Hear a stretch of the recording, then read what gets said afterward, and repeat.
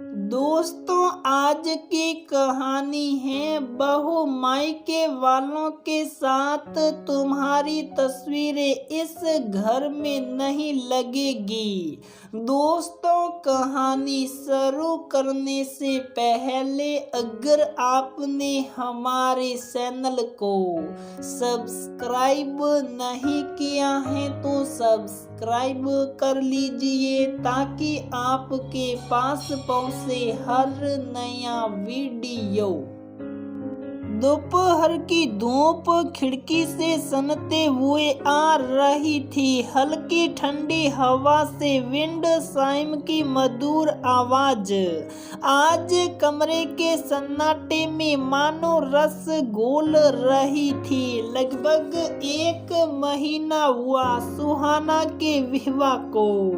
अभी तक अपने सामान को भी पूरा खोल नहीं पाई थी। शादी के बाद कुलदेवी के मंदिर, रिश्तेदारों के यहाँ मिलना जुलना, हनीमून पर जाना, फिर आकर ससुराल की जिम्मेदारियों के बीच मेहमानों की आव भगत, समय ही नहीं मिला। आज सासू जी कीर्तन में गई हैं, पास ही पड़ा कार्टन देख सुहाना की आंखों से आंसू छलक आए। कितना शौक हुआ करता था मुझे तस्वीरों को सांट कर हंसती मुस्कुराती तस्वीरों को फ्रेमिंग कराने का। मायके में अपना पूरा कमरा, ड्राइंग रूम, गैलरी की दीवारें, माँ, पापा और भैया के कमरे में फ्रेम की हुई खूबसूरत तस्वीरों से दीवारें मानो हंसती खिलखिलाती बातें करती सी प्रतीत होती थी। सुहाना के बचपन की तस्वीर जिसमें वह आइसक्रीम खा रही हैं और भाई ने चुपके से पीछे आकर सुहाना के बाल खींचे तो सुहाना ने मुड़कर देखा और भाई ने चुपके से उसकी आइसक्रीम खा ली थी। तब पापा ने कैसे झट से कैमरे में क्लिक कर ली थी। दूसरी फ्रेम की हुई तस्वीर में माँ की गोदी में बैठी 5 साल की सुहाना और 8 साल का भैया आशीष एक दूसरे को जिब सिड़ाते हुए। पापा को बहुत शौक था कैमरे से फोटो खींचने का। हर तस्वीर कुछ अलग सा एहसास कराती थी। हर तस्वीर के पास थी एक अलग याद और अलग एहसास। डांस करते हुए सुहाना, होली के रंग में रंगी भैया, माँ पिता के साथ मस्ती करती सुहाना। जब बड़ी हुई तो ना जाने क्या शौक आया ब्लैक एंड वाइट फोटो खिंचवाने का। बिल्कुल मधुबाला, वहीदा रहमान की तरह फोटो खिंचवाई। सुहाना की सादगी और सुंदरता झलकती थी उन तस्वीरों में।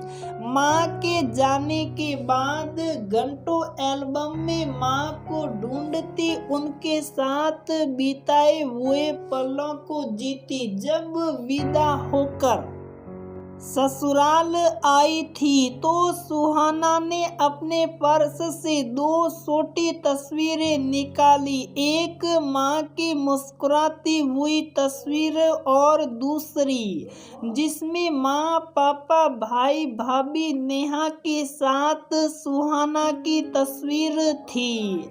भाई की शादी के समय की, माँ के साथ की भी ये आखिरी तस्वीर थी। अपने कमरे में शेल्फ पर रख दी। यह कमरा शायद सासू जी सामान रखने के लिए इस्तेमाल करती थी और इन शेल्फ पर पुरानी किताबें, प्लास्टिक के फूल वाले गुलदस्ते नमस्ते। भगवान की तस्वीरें, शादी, जन्मदिन पर मिले ग्रीटिंग वाले फोटो फ्रेम, पर पता नहीं क्यों इनमें कोई तस्वीरें नहीं थी। सासू जी जब कमरे में आई तो सेल्फ सुहाना को दोनों छोटी तस्वीरों को रखते देख नाराज हो गई। सुहाना, ये तस्वीर यहाँ क्यों लगा रखी है? सुहाना को कुछ समझ नहीं आया। पहली बात यह कि किसी मरे हुए इंसान की तस्वीर बेडरूम में नहीं रखते हैं। दूसरी बात, किसी मरे हुए इंसान के साथ जीवित इंसान की तस्वीर भी नहीं होनी चाहिए। मरा हुआ इंसान। सुहाना के कानों में ये शब्द जैसे पत्थर की तरह पड़े। किसी तरह खुद को संभालते हुए बोली, मैं इन तस्वीरों के सामने गुलदस्ते रख देती हूँ जिससे तस्वीर सीधे सीधे नजर नहीं आएगी। तब सासू जी ने गुस्से से देखा। सुहाना ने चुप साप दोनों तस्वीरें उठाकर वापस अपने पर्स में रख ली। तभी ठंडी हवा का झोंका आया। विंड साइम की मधुर आवाज से सुहाना ख्यालों से जागी। फ्रेम की गई सारों तस्वीरों को कितने अरमानों से अपने मायके से लेकर आई थी। भाई भाभी ने कितना सिड़ाया था, सुहाना हमें तस्वीरों में ही मत ढूंढना, याद आए तो दौड़ी चली आना। भाभी ने प्यार से कहा था, तेरे सास ससुर का क्या होगा, कुछ दिनों में ही तू उस घर को तस्वीरों से सजा हुआ अजायब घर बना देगी। बड़े भाई आशीष ने चुटकी लेते हुए कहा था। पग फेरे पर सुहाना के लौटने के बाद सासू जी कमरे में आई थी। कमरे में पड़े कार्टन की तरफ देखकर बोली, इसमें क्या भेजा है तेरे मायके वालों ने? पग फेरे पर गई थी तो क्या लाई थी, पूछना ही नहीं हुआ तेरे से। सुहाना के चेहरे पर मुस्कान आ गई। जल्दी से जाकर कार्टन में से एक बड़ी सी फ्रेम की हुई तस्वीर निकाली जिसमें सुहाना कि अपने माता पिता और भाई भाभी के साथ फ्रेम की हुई फोटो थी और एक फोटो सुहाना के भाई के साथ मस्ती भरे पलों की थी। बहुत ही खूबसूरत सुनहरे फ्रेम में सजी फोटो। पर ये सब यहाँ क्यों लाई हैं? वहाँ जगह नहीं रही अब तेरे आने के बाद। सासू जी ने व्यंग्यात्मक स्वर में कहा, ऐसी बात नहीं है, सारी तस्वीरें नहीं लाई, केवल 4 लाई हूँ, वह भी इसलिए कि इन तस्वीरों से मेरी यादें जुड़ी हैं। अच्छा लगता है इनको देखकर।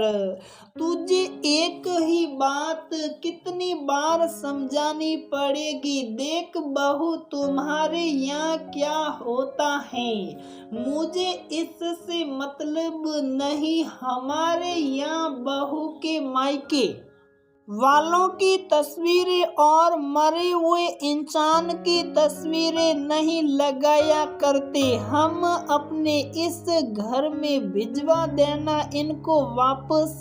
फिर सुहाना ने उन सारों फ्रेम की हुई तस्वीरों को कार्टन में वापस बंद करके रख दिया। हनीमून से लौटकर जब राघव पति से बात करी तो राघव ने भी अपने माता पिता की ही तरफदारी करी, उनके तर्क को ही सही ठहराया। उधर सुहाना की सासू जी कमला जी कीर्तन में बैठे अपनी प्रिय सहेली प्रभा जी से बातचीत कर रही थी। जब कमला जी ने अपनी बहू की ये बातें बताई तो अधिकतर औरतों ने कमला जी का समर्थन किया, पर प्रभा जी ने कहा, किस जमाने की बातों में जी रही हैं तो अभी तक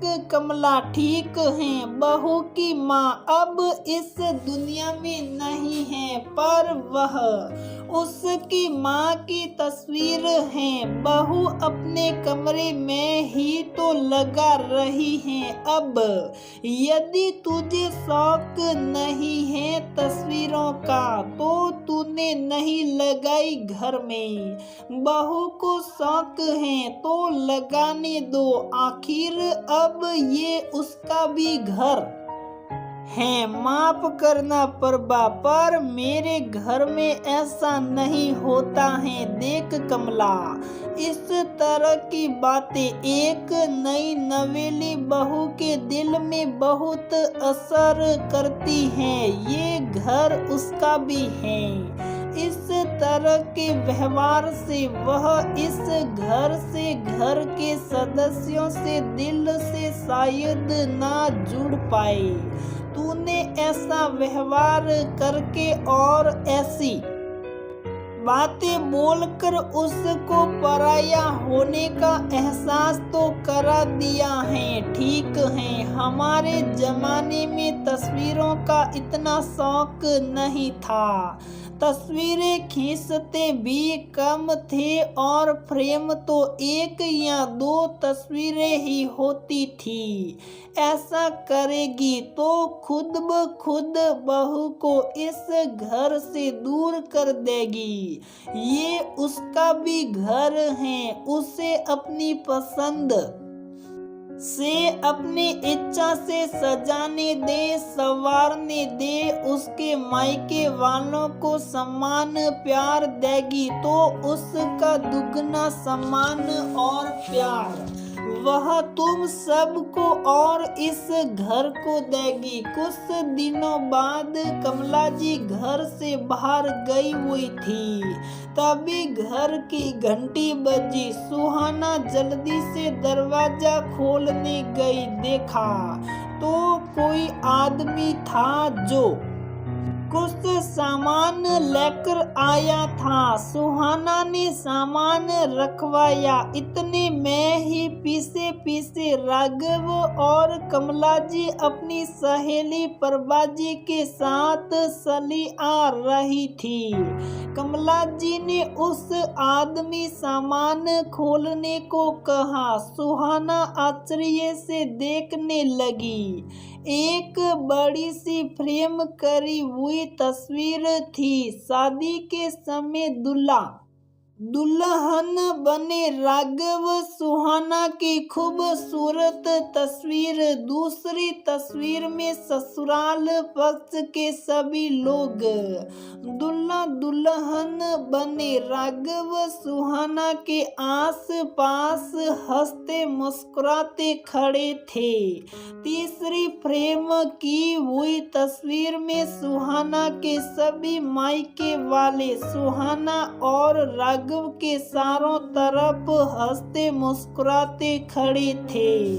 कमला जी ने उन तीनों फ्रेम की हुई खूबसूरत तस्वीरें ड्राइंग रूम में लगवाई। कमला जी ने उस आदमी से बोला, भैया देखो, बहू के कमरे में भी कुछ फ्रेम की हुई तस्वीरें रखी हैं। बहू के कहे अनुसार उसके कमरे में लगा दो। सुहाना की आंखों से आंसू बहने लगे।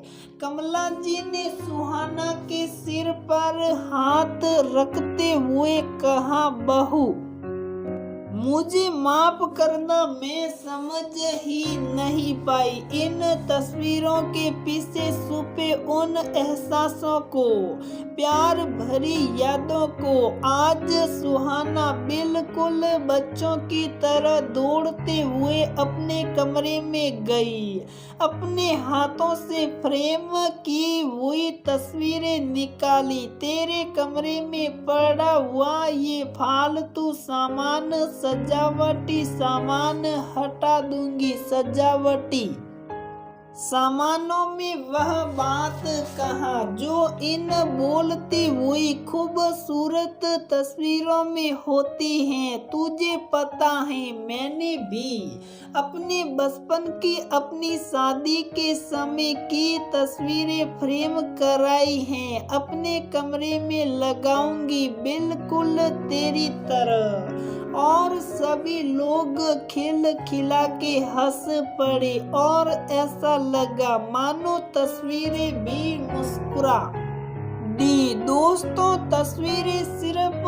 तस्वीरें ही नहीं होती हैं, हर तस्वीर कुछ कहती है। उनमें छुपे होते हैं खूबसूरत एहसास और प्यार भरी यादें। इन तस्वीरों को देखते ही बीता हुआ कल आंखों के सामने आ जाता है। आज भी कई घरों में ये माना जाता है कि बहू के मायके वालों की तस्वीर या बहू के दिवंगत माता या पिता की तस्वीरें ससुराल में नहीं लगाई जा सकती हैं। इसके पीछे कई तर्क दिए जाते हैं। अगर ससुराल वाले भी बहू के मायके वालों को थोड़ा सा प्यार और अपनापन देंगे तो बहू भी उससे दुगना अपनापन, सम्मान